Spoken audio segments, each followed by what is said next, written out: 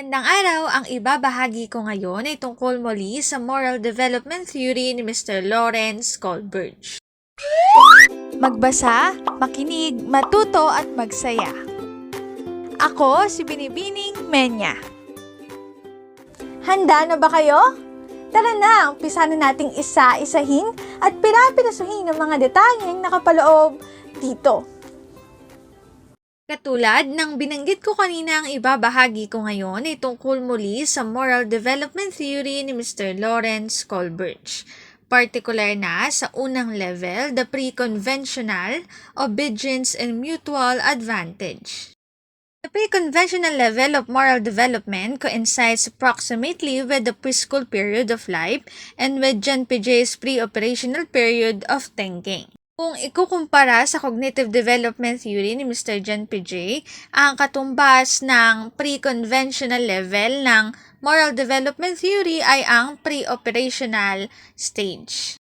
At this age, the child is still relatively self-centered and insensitive to the moral effects of actions on others. Yung mga individual na under ng stage 1, pre-conventional, sila yung mga bata na hindi pa talaga alam yung nangyayari dito sa paligid.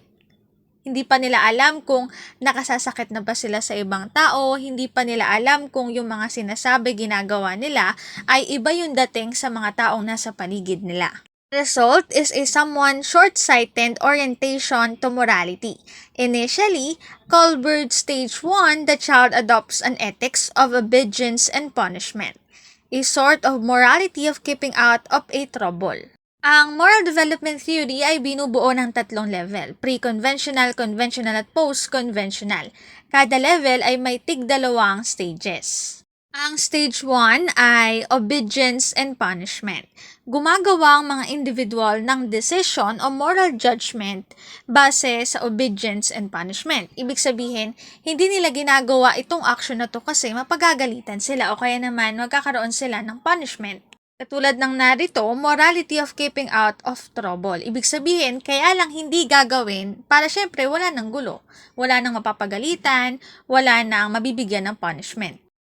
The rightness and wrongness of actions are determined by whether actions are rewarded or punished by authorities, such as parents or teachers. If helping yourself to a cookie brings affectionate smile from adults, then taking the cookie is considered morally good. Ang pagiging mali at pagiging tama ng mga aksyon o ng decision dito sa pre-conventional level ay nakabase sa kung ano yung sinasabi ng mga nakatatanda tulad ng mga magulang o kaya naman mga guro. Halimbawa, kapag may ginawa akong desisyon at hindi nagalit yung mga magulang ko, hindi nagalit yung mga guro ko, ibig sabihin tama yon. Pero kapag may ginawa ako at nagalit sila, ibig sabihin mali yon. If it brings scolding instead, then it is morally bad.